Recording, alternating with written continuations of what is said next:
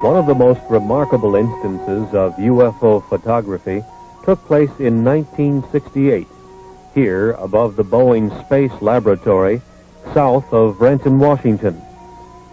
Several photographs were taken of a UFO by then 14-year-old Scott Silty. It showed its anti-gravity capabilities as it hovered over the center in two locations. His efforts produced probably the only detailed shots of a UFO materializing to show configuration and portholes. His junior high school instructor, Jim Holm, was given the negatives to develop.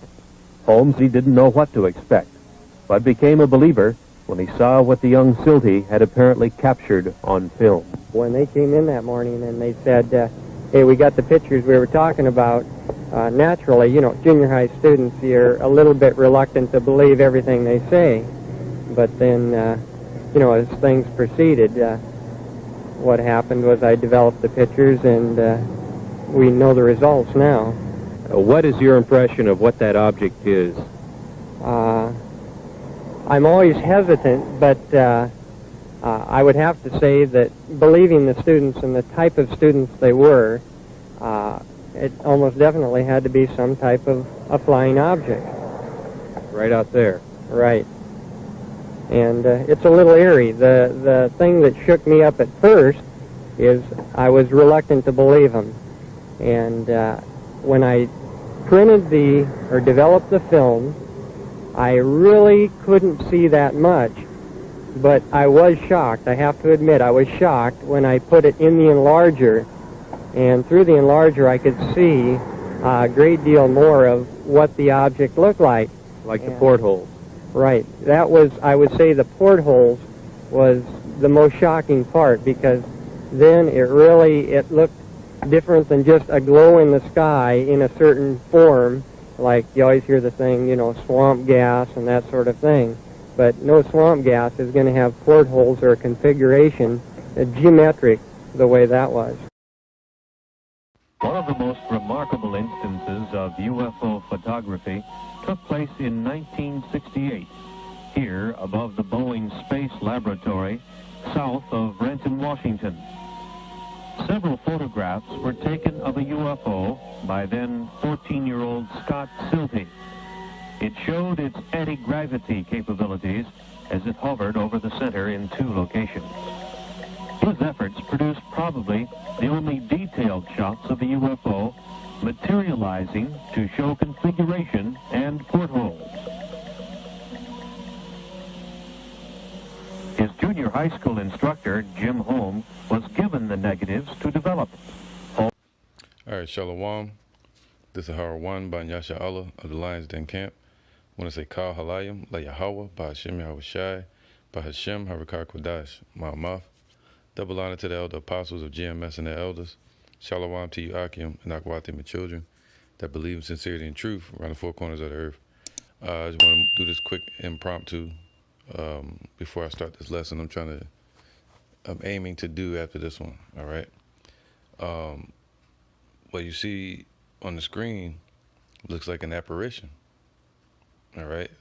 Something ghostly, not of this world, fourth dimensional, spiritual, right? But it's a vehicle, clearly, and it has windows, all right, what they call portholes.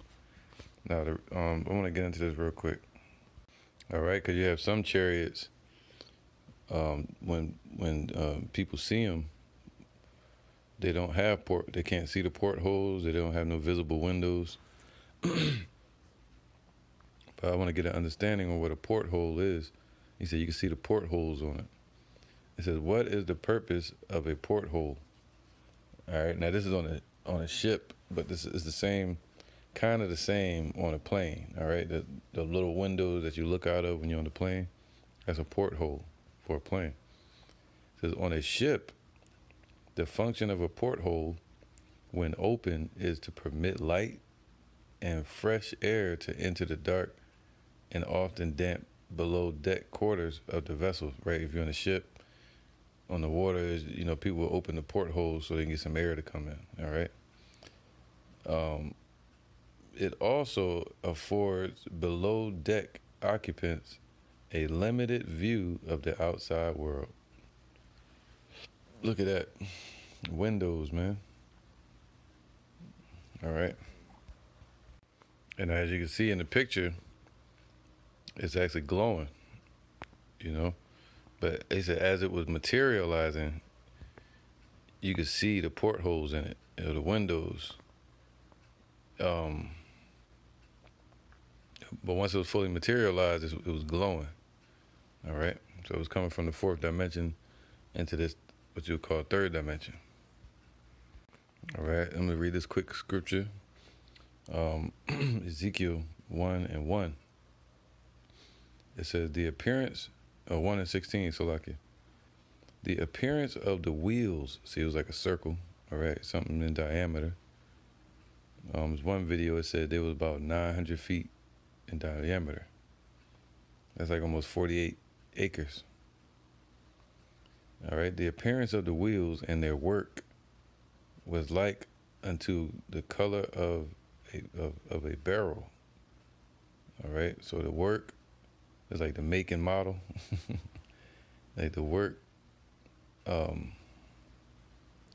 meaning it looked probably metallic or like a you know, crystallized, like a crystal. All right, more like a barrel. And it says, let me get this real quick. All right, this is barrel.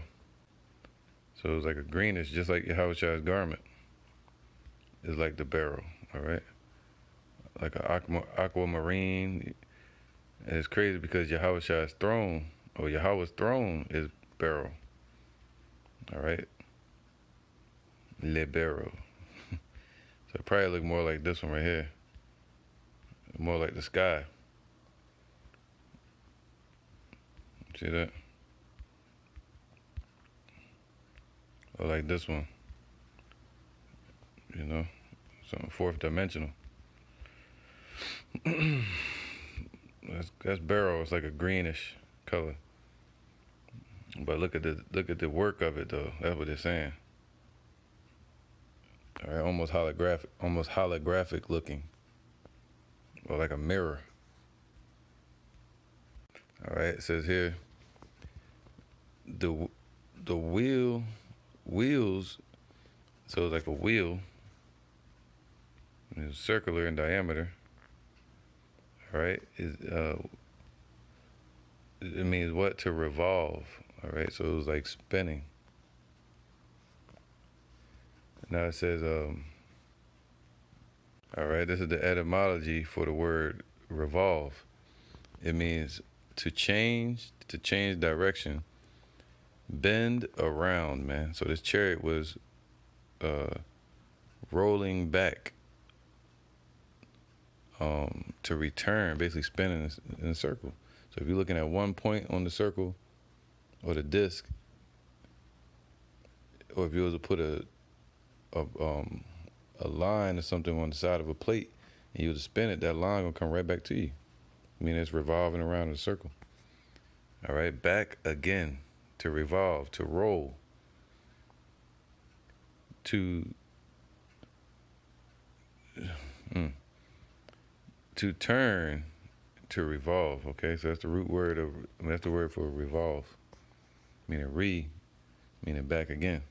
All right. Evolve comes from volvere, meaning to roll again. It says the transitive sense of cause something to move in an orbit around a central point. So there's a central point on these chariots, but the edges are spinning. It is from 1660s in transitive sense of perform a circular motion, to rotate. All right, so these wheels, these chariots, they appear to rotate. All right, And their work was like unto the color of beryl, and they four had one likeness. Like I said, it was a wheel, like something spinning like a wheel. Not just a circle, but it's a wheel, meaning movement to it. And they four had one likeness. All right, so they all had the same likeness, just like the four angels, the four chariots in the beginning with the angels. All right, and the other angels that were with them, meaning like a fleet or army, moving like a V formation, like ducks or birds. All right, and they four had one likeness, though they all looked the same, you know, and their appearance and their work were as it were a wheel in the middle of a wheel. All right, and they always draw it like, yeah, you always see Esau draw it like this, or in these churches, they draw, have it looking all crazy, man. You be like, what the hell? Right, or they'll say it looks like this. See this weirdo shit, man? They don't understand that by wheel in the middle of a wheel, it meant this right here. All right, this is what it was talking about, meaning it had a central point, a circle, and then an outer circle, a wheel in the middle of a wheel. All right, this is not a real image of a chariot, but I just wanted to use it for example. But outside circle, and then the inner circle. All right, not what the hell they drawing in these churches. All right, they have you looking for something like this. Your mind all fucked up. All right. So when it says wheel in the middle of a wheel, it's talking about two flat circles. Picture that, okay? Not flat, but more like convex circles. So wheel in the middle of a wheel, okay? Here, above the Boeing Space Laboratory, south of Renton, Washington. Several photographs were taken of a UFO by then 14-year-old Scott Silty. It showed its anti-gravity capabilities as it hovered over the center in two locations. His efforts produced probably the only detailed shots of the UFO materializing to show configuration and portholes. See, he said it was materializing, all right? Those are focus points. It was materializing, it was hovering, it was showing anti-gravity, right? And it was shown through different parts of the city. It was popping up in different parts of the city, man. All right? So, and it had portholes, meaning windows. And you kind of see through it as it materialized. Look at that. Look ghostly, like an apparition. All right? That's right, man. It says what? Wherefore, 2 Maccabees 5:4. Wherefore every man prayed that the apparition might turn to good. Picture Esau praying. All right? So it said it was in the city. It popped up in different parts, 2 days, he said. So now, just like as I just read, it was in the city during that time, 168, for 40 days. All right? So it was a point I wanted to get. Oh, they said 1968. And we all know 1968, 1970s, 1960s, that's when Albert Bivens started teaching. And also, they started there putting satellites up there in the out in space. All right, and the Lord said that in the scripture. Let's get that real quick. Obadiah.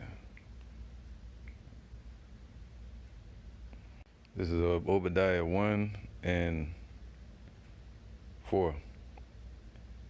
Though thou exalt thyself as the eagle, see, America, and they proud like the eagle.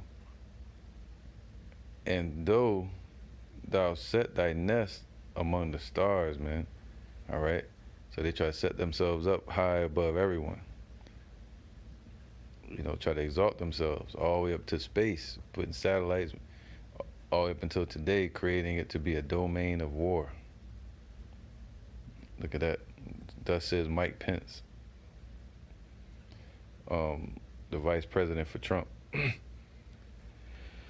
So it says, what?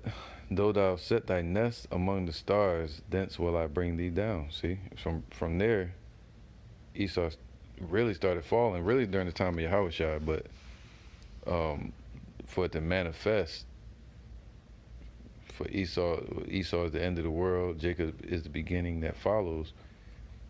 It started with 1960s, man, with Abba Bivens teaching on the soils of America, and then all the way up to the Elder Apostle Tahar with Great Millstone, King Mashah, of course, Elder Yaquab, you know, and all the way up to today, and you got the believers today, us, you know, all out here scattered around the world, all over YouTube.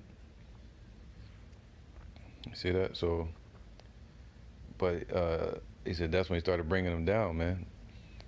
Because going into Revelation 7, he said, told the angels, hurt not the earth nor the sea till we have sealed the servants of our Father in their foreheads. And scriptures say before any kingdom, the Lord sent his men to prophesy of lamentations, mournings, and woes, and destruction and war before he bring them down. Revelation 11 says, and Ezekiel 37 as well, speaks about a great army that's being woken up through the spirit of truth, through Yahweh, by Hashem Yahushai, and that army standing upon their feet out all around the world teaching, 10 toes down. That's putting fear in these heathens and these devils. And that's what's bringing them down. Just like the marching around Jericho. We do the Lord's commands completely, meaning 7. Then he'll bring down the walls and the power of these devils, man. All right? So once the Lord woke us up, that's when they begin to fall completely. If you want to go back to Yahushua, when he woke us up, or to the 1960s, when Yahushua still woke us up again. All right? The second time. So let's get into the point now. All right, this is Ezekiel 1:17. I'm gonna finish it out.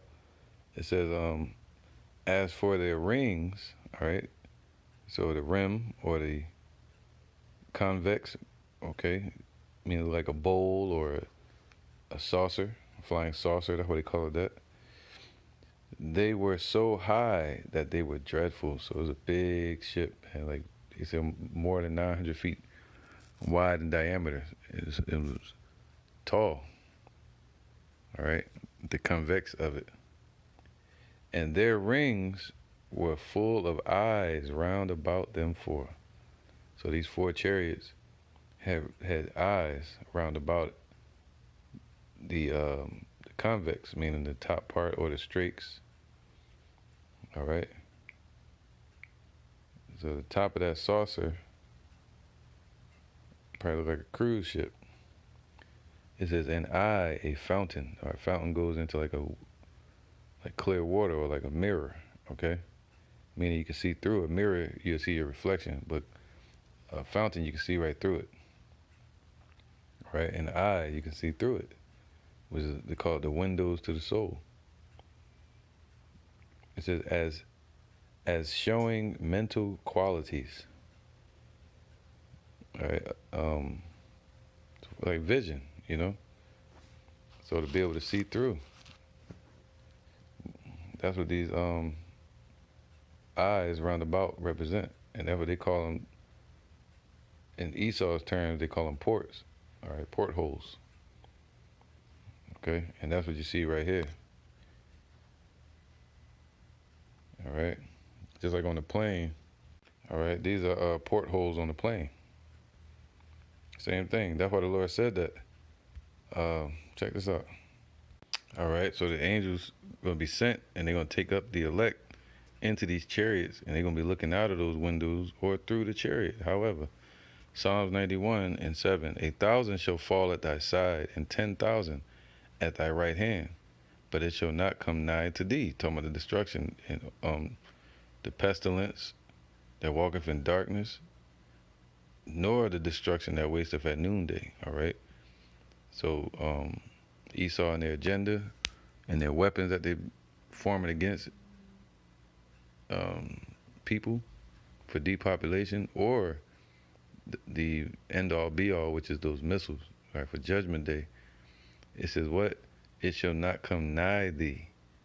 Only with thine eyes shalt thou behold and see the reward of the wicked. How are you going to see it? Because the elect of Israel are going to get beamed up into those chariots, and they're going to be looking down at the destruction. And you're going to know everybody, it's going to be such a bad destruction and complete, turning everything into lava, a sea of fire, which you would call a lake of fire. You know, and a circled element by another. It's a lake. Water, a circled in body of water surrounded by land. There's going to be a circled in body of fire, nuclear fire surrounded by water. A lake of fire. All right, so they're going to be delivered from that. And you're going to know if you're of the elect, you're going to know that everybody that was down here scoffing, everybody that did you wrong, that were being wicked, you're going to know they were in that fire. And they didn't make it out of that. You know, some say you're going to see them running up the street getting zapped. Yeah, you might not see that. You may see that, you might not. You might not even be thinking about these people in that day. But you're going to know that the scoffers, vocab, all these wicked people, they're not going to make it out of that, period. All right, there's no way anybody can make it out of the coming destruction, the judgment by Yahweh, by Shem Yahushai, just like the flood with Noah. The only ones made it out was who?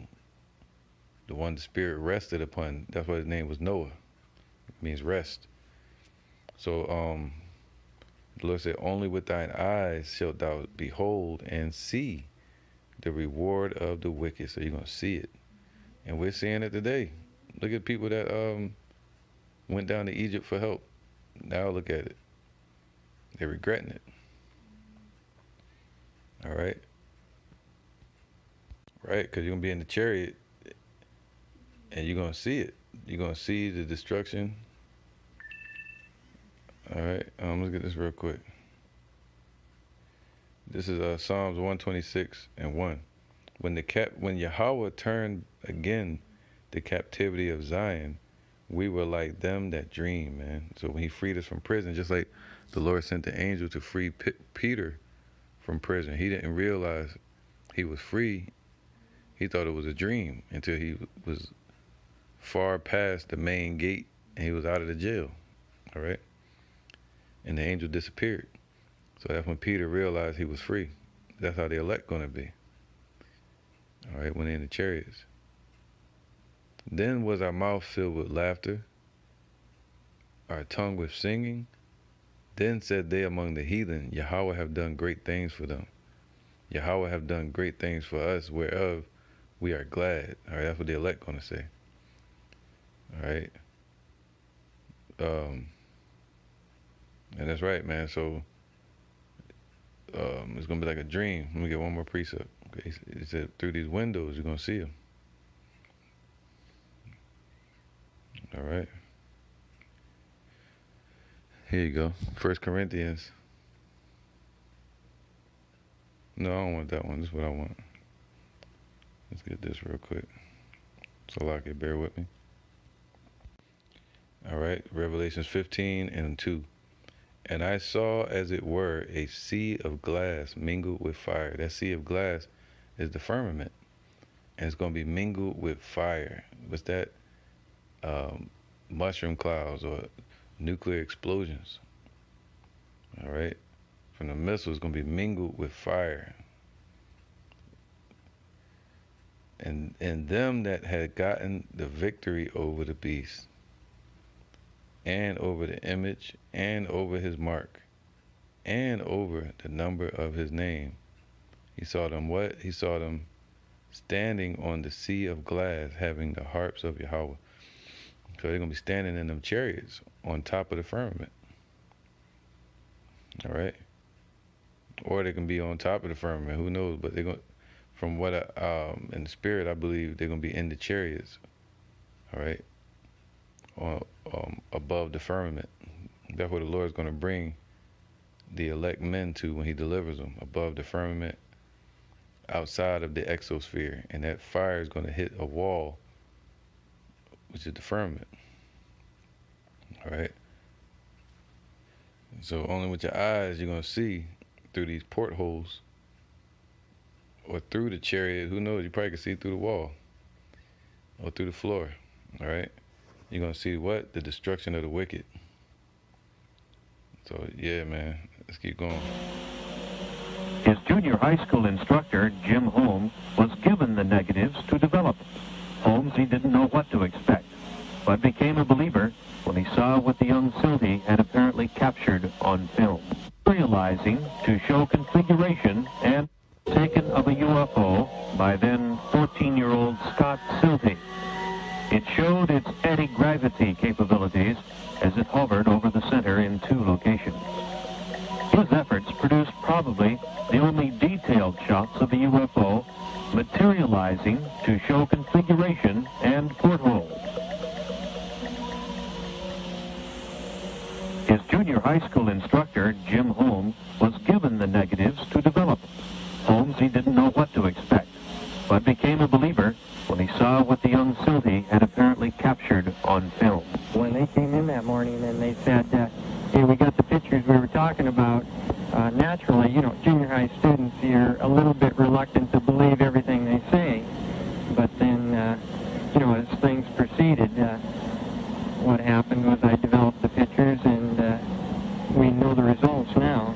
What is your impression of what that object is? I'm always hesitant, but I would have to say that believing the students and the type of students they were, it almost definitely had to be some type of a flying object. Right out there. Right. And it's a little eerie. The thing that shook me up at first is I was reluctant to believe them. And when I printed or developed the film, I really couldn't see that much, but I was shocked. I have to admit, I was shocked when I put it in the enlarger, and through the enlarger I could see a great deal more of what the object looked like. Like the portholes. Right. That was, I would say, the portholes was the most shocking part, because then it looked different than just a glow in the sky in a certain form, like you always hear the thing, you know, swamp gas and that sort of thing. But no swamp gas is going to have portholes or configuration geometric the way that was.